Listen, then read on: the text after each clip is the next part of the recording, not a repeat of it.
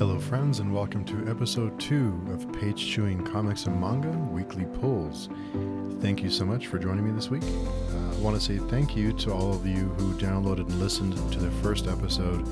I didn't break any records, but there was a lot more downloads and listens than I ever anticipated, so thank you so much for coming by and joining me on this new venture that I'm embarking on. The podcast format is a little new to me, but I'm really enjoying it. I'm really enjoying the audio podcast so far. So for those of you who are tuning in for the first time, my name is Steve, and I'm getting back into comics after years of being away. Each week I'm looking for number ones to start reading, but I'm also trying to drop into other books to see if I can get into it and add it to my pull list. Jumping in the middle of a series makes my OCD go a little crazy because I like starting at the beginning, but that's not always possible, especially with these long established books like the typical superhero stuff. There's just decades of continuity, and it's just impossible to start at the beginning. So I'm trying to find jumping in places, or at least jumping in and kind of dipping my toes in the water to see if I can find something that interests me that I'll be willing to kind of jump on and go for the ride. So each week I'll give my brief thoughts on each book, whether I'll continue reading it or not, and also I'll be choosing a pick of the week. Just a note, I will be talking about what happens in the books, so if you're like me and wary of spoilers, please come back and listen later after you've had a chance to read the books.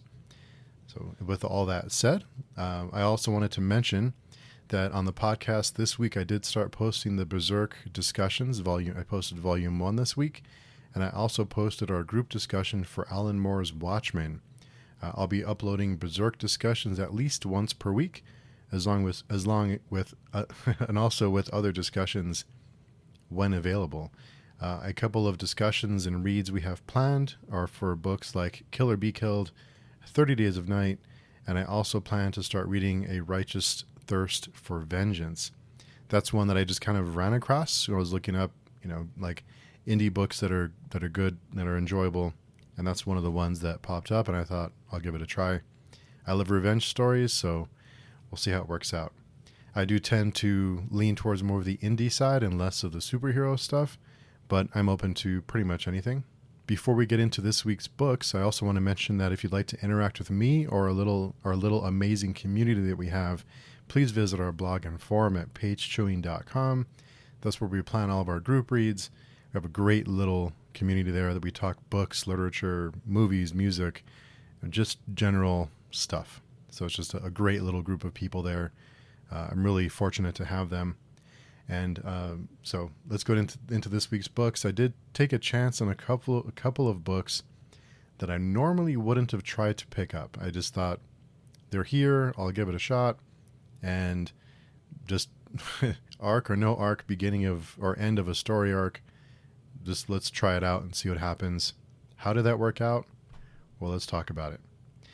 We'll start with the first one. The first book that really I've been keeping my eye on as soon as I heard about it about a week ago is the Bone Orchard Mythos Tenement number 1. It's written by Jeff Lemire and art by Andrea Sorrentino. Jeff Lemire is one of those authors that it's almost always on my buy list, especially with horror, because he does such a great job with horror that he's just one of those authors that I try to follow closely, or used to, and I plan to be doing so again. In this first episode, we meet 7 different people living in the same apartment building that are somehow connected. It's interesting to me that we can live on top of each other, we can run into each other every day, and yet we don't know each other. We don't ever speak to each other. That's kind of the feeling I get here, is that these characters that are connected somehow by this greater force or greater power that I'm sure we'll learn more about as the series continues, they don't know each other, but they see each other every day. They know each other. They don't know each other's names, anything about each other. And it's very interesting that we're just so involved, with our day-to-day stuff. We don't even notice, don't even take the time to meet other people sometimes. It's a little sad when you put it that way. With horror, I try to be patient, especially if it hits certain benchmarks for me. If horror can capture the atmosphere, capture the the type of horror that I enjoy, like the more of the quiet grief, that type of horror, then I'll try to be patient with this format, because when you go issue by issue, it takes a while to build that tension, to build the atmosphere. So with horror, I try to be patient. It's not always easy, especially when it's month to month. You do have to wait for the next issue to come out. So if it's able to pique my interest, then I will give it. I'll try to be as patient as I can. With this one, I really love the atmosphere. This one really grabbed my interest. The artwork was great. The panels, the different layouts that were used, I thought was really creative. They used some great layouts, some great panels. I try to pay more attention to that as I've become more experienced with. Before I didn't really pay as much attention years past. But it's something that I love when something's a little different, or when the layouts are a certain way to capture the mood, or it really gives you that supernatural feeling, that kind of all the way that the boxes are laid out, and all that was really great. Love the artwork. There was one thing with the artwork that just kind of bothered me a little bit, and I'm not sure if it was like a photo reference for one of the characters, but one of the characters looks exactly like Bill Cosby, and I don't know why. It just got on my nerves. I'm not even sure if it was a photo reference or it's just my imagination, but either way, it looked like Bill Cosby, and my mind went other places and took me out of the story a little bit. But that was about the only complaint I had, and which is a minor complaint. I love what we're building here. There isn't a ton of dialogue, not a ton of character work. It's more just kind of establishing the world, kind of letting you know that these 7 people are connected somehow. We don't really know how just yet, but we are getting to know the people, just kind of identify them, and bringing this all together. So I'm assuming that we'll get more and more, of course, as the series goes on. But it hit all the benchmarks for me, especially for a horror book. It captured the feeling, the atmosphere, all that's really important to me, and it feels like it's a big story. There's lots here to explore. I think there's some great ideas that we're going to explore. So while I continue this series, yes, I am on board with this one. I'm excited to continue. I can't wait for the next issue. I think it's going to be great. I think I have a lot of faith in Jeff Lemire, especially with his horror work. So there was a few other books that I picked up. That was one of the only number ones. The other number one was my pick of the week, which I'll get to last. The next book I picked up was Alien 3, and that is by Declan Shavley, Andrea Brocaro, and Triona Farrell. I'm sorry for butchering those names. I'm a huge fan of the Alien franchise. The movies are hit and miss. That's a whole nother conversation. But I love the history. I used to spend a ton of time learning about the space jockey and all these other things before the sequels were released, before Prometheus. I loved all that stuff. The movies, like I said, hit and miss, but I love just the mythos behind that whole universe, the timeline. I love all that stuff. And when the Alien comics have been hit or miss for me, the other time I tried it was the Prometheus. I think it was like an offshoot of it, and that got really strange. It just didn't work for me. There were some other ones that were okay, but there's just so many of them and sometimes when they're not canon, I lose interest because it's not part of the story, and it doesn't have the same impact. How do you feel about that? Does that bother you at all if something's not part of the canon, or can you just enjoy it for what it is? I'm curious about that. But one other thing that struck me with this one is, for those of you who know the franchise, isn't Weyland Yutani one of the best faceless villains in fiction? There's never really been a face to it. There's different iterations of it, but for the version later, like Alien, after the Aliens movie in the timeline, it's one of the best faceless villains. You never really get a face to it. You get people. It's a corporation, but you don't really have a face to assign to that name. It's one of the best villains. And they're at it again this time. This story takes place about 20 years after the events of Aliens. A crew lands on a moon called LV-695 and finds some frozen xenomorphs. Of course, bad things happen. Kind of nothing really new happens here, at least from what I can tell. Um, will I continue? Yes, because I'm a sucker for this stuff, so I'll keep reading. There are 2 more issues. I believe it's a 5-issue miniseries. I'm curious to see how they use the alien lore or how it fits in. But typically, if it was just a random story, I probably wouldn't continue, but it has my attention. Like I said, nothing really new at all happening here. There's not a whole lot that really struck me, but I'll continue because I'm a sucker and because I want to see how it fits in to the canon, to the rest of the storyline, just because I love it so much. And I already grabbed the 3rd issue. I'll probably grab the first 2, so that means I'll grab the first 2 issues, and then I'll come back and finish the 5-issue series. I may wait for the trade on this one. I may not read this month to month. I may wait for it to finish, and then maybe I'll grab a trade, hopefully, of that one. The next one I picked up was Vanish number 8. And this one, the cover itself really captured me. This is by Donnie Coates and Ryan Stegman. That cover captured my heart, because my black little heart that loves the 90s image nostalgia. I mean, I know there's a lot of bad comics from that time period. Those of you who lived in that time period, it was an amazing time. I was like 10 or 11 years old, and it was just a fun time for comic books, with all these new books starting, all these number 1s, and all these different artists that we loved creating new books. It was such a fun period of time. I think back and just smile. A lot of those books aren't very good. Now, let's not kid ourselves. Let's not wear rose-colored glasses too much. A lot of those books just aren't very good. Some of them are okay, but so yeah, that cover captured me. The artwork, I love the artwork. It's so great. It is the line work. The colors are vibrant. Really, they pop off the page. Like I said, they really scratch that 90s nostalgia itch, but in the best way. Unfortunately, I grabbed number 8 not knowing where they were in the story, and it's actually the end of a storyline, which was really strange for me.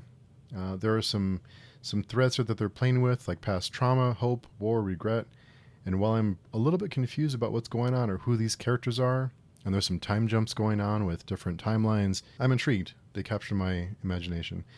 Like I said, the artwork's beautiful. It jumps off the page at you. I loved it. So I'm going to start back at number 1 with this one, and there's I believe the first trade for this series is out, so I'm going to pick that up and catch up with the series. As I started reading it, I wasn't sure if it's something I would continue. It didn't, because I was a little bit confused, and that really bothers me. I'm a completionist. Like I mentioned, I like to start at the beginning, but there's enough here that I'm willing to go back and start at number 1 to catch up to current, be current with it and see where it goes. I'm intrigued. I think it's going to be a fun series. So will I continue? Yes, I will continue. I'm going to go back, catch up, and then follow the series. Something else I wanted to mention that doesn't get mentioned enough is lettering. Lettering makes a huge difference, and the lettering in this book is so great. I love the lettering. It can really add to the feeling, to how a book impacts you, and you don't really think about it too much. But when you really sit and think about it, lettering makes a huge difference, and I don't think letters get enough recognition or credit. It's something that matters, but you don't always consider. And I think the lettering in this one was just great. It really fit the story, really fit the tone and the feel of the book. So Vanish, number 8. Good stuff. I enjoyed it. The next one I picked up was Detective Comics 1073. That's a lot of books. The creative team on this one are Ram V, Ivan Rice, and Gordon Sudzaka. I apologize if I mispronounce anyone's name. This one I picked up because of the cover, and because Detective Comics seems to be one of have some of the best storylines, the ones that I've always really enjoyed the most, other than the classic storylines. They seem to be the one I can jump in and jump out of, and still have an idea what's going on. I mean, there's so much continuity with Batman and everything else, but there's enough that you can kind of put things together, and that's what I was hoping here. I love the cover. The artwork and the interior is great. Again, not really sure what's happening. but it's, it's not hard to put it to kind of catch yourself up. I do like when Gotham is a character of its own. It's kind of like a living, breathing character as a city. And there are some ideas here about, there's a villain who's trying to convince the people of Gotham that, Batman's not all, he's, what is he, what has he really done? Like, he's done things, but is he a positive or a negative force for your lives? And I have to be honest, if you think about this, if you're just a person on the street in Gotham and you haven't been directly affected or haven't interacted with Batman or any of his friends at all, would you think Batman's a good or bad thing? If you've witnessed all this destruction and all these things that happen, and yeah, he stopped a lot, but would you get to the point where is he a net positive or net negative? Does he being there draw attention to your city? Does he being there make it a more dangerous place or a safer place? If he wasn't there, would more villains come to Gotham? I don't know. Something to think about. So it's interesting. I think that whole idea of whether, Batman's a good or bad thing in, the big picture, I love those kind of stories when you kind of go through those feelings and kind of think, okay, well, if he wasn't here, what would it be like? If he's never been here, what would it have been like? But I do love the artwork. I love the story. It captured me enough to where I'll keep reading. I think this might be one of the only superhero books that I'm really on board with, that I can jump in and out of. DC seems to be starting a new event here with Night Terrors. So it's I believe Dawn of DC.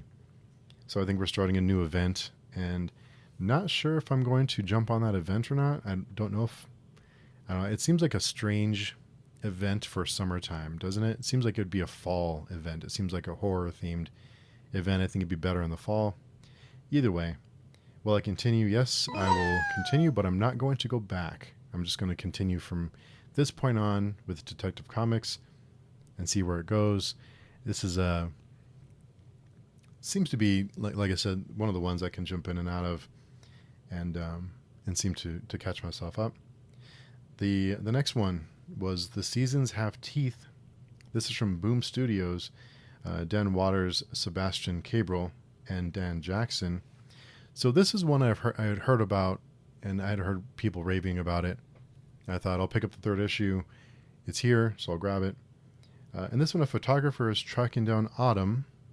Yes, the season Autumn, but each season is a godlike character or creature, and Andrew is seeking. Andrew is the photographer. Andrew is seeking it out seeking redemption. This one was loaded with grief and quiet, creeping horror. This was right up my alley. I loved it. I love the artwork. The colors fit into the mood perfectly. They're dull, muddied, and drab. Just perfectly capture that atmosphere. That atmosphere is so important, especially in comics. This is shaping up to be a heartbreaking story full of grief and regret. I am all on board with this series. Will I be continuing? Yes, I will be continuing, and I will also be going back to pick up the first 2 issues or grab the trade when it's available. But wow, what a great book. I really, really enjoyed this one. It was just hit every point for me. It just, yeah, I loved it. It was really great stuff. Everything fit together well. Andrew he doesn't really strike me as much of a sympathetic character, but he is seeking redemption. I love those imperfect characters that we follow. I love that stuff. I love when you see the flaws in each character. They're not perfect. They don't make all the right decisions or do all the right things all the time. But wow, I loved it. This would have been my pick of the week, if not for the one I'm going to mention here in a second. But and especially if it wouldn't have been issue 3, because I am a little bit confused about what's going on. But I'm going to go back and catch up with this one. So yes, I'm willing to go back, pick up the first 2, and catch up with this one. But wow, spectacular stuff. Really loved it. I really loved it. The next one is the second issue for World Tree, James Tinian, Fernando Blanco, and Jordi Belair. I discussed the first issue last week. I believe issue 3 is out now, but this week I read issue 2. So in issue 2, fallout from the events of the first issue continue. we get some solid character moments here and some great dialogue. While we don't get much story progression, the character work alone was enjoyable. I loved it. There's some great dialogue, some great interactions. Really, really enjoyed it. I do enjoy the fact that so many people try to profit from tragedy, and this has been from the beginning of time, right? So after the events of the first issue,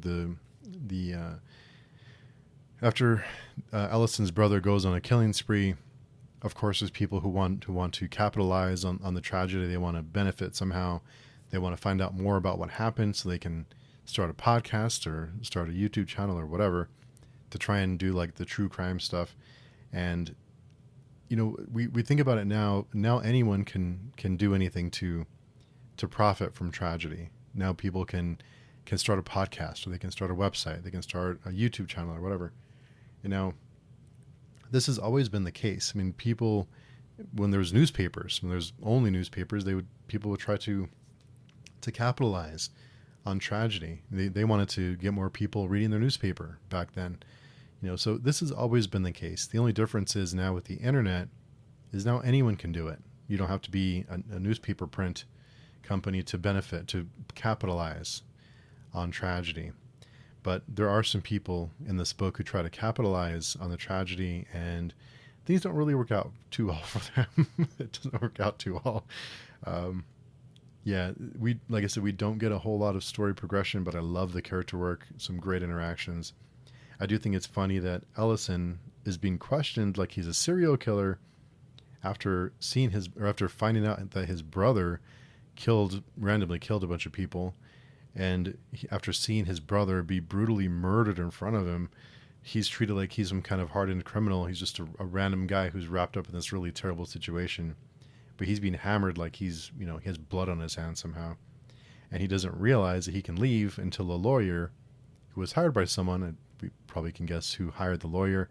The lawyer comes in, puts a stop to it, and whisks him out of there. Now, I think it's we have the typical interrogation set up here with the two cops or two detectives or whatever they are interrogating Ellison, who doesn't really know anything about what's going on. So I thought some of that was kind of humorous, but there's some interesting some interesting moments. But overall, we also get more of the woman who is anti-clothing. She's on the prowl and stalking around and being mysterious and creepy. So I think this one, after the first issue, I thought this one's pretty good. I'm going to continue. I have faith in the creative team. Lots of names I recognize. So I was on board, and kind of going into the second issue, I thought maybe this one has to really capture my attention to keep going, because I think there's so many books out there, and I'm not sure how many of you can relate to this, is that there's so many books. When if number one catches your attention, the second, third issue really have to keep you coming back, once you really become invested. So the second one did that for me. I really liked the character moments. I really liked the interactions, the dialogue. All that really worked for me. So will I continue reading this series? Yes, I will continue reading this series as well. I think this one's going to be shaping up to be a really great series. I do like what they're doing, what they're setting up. But like I said, I think the second issue is just what I needed to continue. It really brought me back in, because the first episode, or the first issue, there's so many things that happen. And the second one, it felt like we slowed down a lot, and we just kind of focused on the characters that are in this world. So good stuff. I really enjoyed it. Some good ideas we're playing with, and I really really would like to find out what the undernet is all about. So with all that said, some really great reads this week. All of them are at least a continue this week for me. There's none that I'm not going to try again, at least. Even a couple that I'm going back and starting at the beginning, like with Vanish. But my pick of the week was kind of a surprise. I picked this one up on a whim. I didn't really know what it was about. The cover just looked fun and mysterious to me. That is Tales of Syzpense, which is spelled Syzpense, number 1. The writers are Chris Ryall, T.P. Louise, Ashley Wood, and Nelson Daniel. Now, this is a new anthology series, which I really enjoy. It's nice grabbing a book and getting a couple or three different stories, kind of getting a different bite-sized stories. I think it's fun to get little bits and pieces, and you have more to look forward to, and you have different expectations, and you have different thoughts on each one. And yes, it's less material for each story, but I like getting more. I like getting more stories. And sometimes it can be short, but I think it holds my attention. They really work for me. I wish there was more anthology series and comics. But yeah, it really worked for me here. There's two stories in this one, and they both felt like a full issue. They both felt like there was enough to make a full issue. It felt like I read two different books, and not that I read two different short stories of 12, 13-page stories. They felt like a full issue. The first story is Les Mort's 13. I loved the artwork and the story. The artwork is so surreal and it just captures the mood perfectly. There's just very haunting artwork and story. It really all works, which is great, because after last week there was a book that I didn't really care for, but this one with horror, but this one really worked for me. Great first story. The second story has a very different feel to it, which is called Dreamweaver. When I turned the page and got to the next story, the first story is, like I said, very surreal, very scratchy, haunting. The second story is very bright and vibrant, kind of a typical superhero book. Very colorful, jumps off the page with blues and bright colors. It's about an aging superhero that it somehow manages to be thought-provoking and humorous at the same time. This hero he's getting older. Father Time is catching up with him, and he is becoming a little clumsy. He's not who he used to be, which leads to some pretty funny moments in this one, I have to say. He also the villain. I also think it's interesting to see the different villains that he faces, because the different generations will generate different types of villains. I mean, you're going to have different goals and ambitions for these villains depending on what generation they're from, depending on when they grew up, what their outlooks are. So the villains you faced in the 70s or 80s or even 90s aren't the same villains with the same goals you'll be facing today, which I thought was interesting. I never really thought of that until I read this. But there's some pretty funny moments in it with this one. I thought there's some really fun themes being at play here, but it manages to take itself seriously, but it's like, there are some great funny moments in it. And yeah, Father Time is undefeated. It's coming for all of us. But I thought that was really fun. It was a fun story, but still taking itself seriously, if that makes sense. So yeah, I really enjoyed both stories. They both have a very different feeling to them. And reading more into the book and the anthology series, it seems like there's a lot that went into this. There's a lot of research and history that's being incorporated in these stories, especially in the first one. So I'm really intrigued and interested. I'm fully on board with this one. So will I continue this one? Yes, I will continue. This is my pick of the week. Just a fantastic first issue. I am on board. I'm on board for this ride. Really enjoyed it. Really great stuff all the way around. It felt very, very cohesive in a way. It felt like it really fit. Because if you have an anthology series with two very similar styles and with artwork or storytelling or whatever it may be, if you have two that are too similar in an anthology series, it gets kind of muddled. Like there's no clear distinction between which story is which, and you can kind of get them mixed up. So because they're so different in style and tone, it really works in this format. It they really pulled it off, and it is really great. And I'm fully on board with this one. Really great. Tales of Syzpense #1. I think it is. I'm really looking forward to the next issue already. I loved it.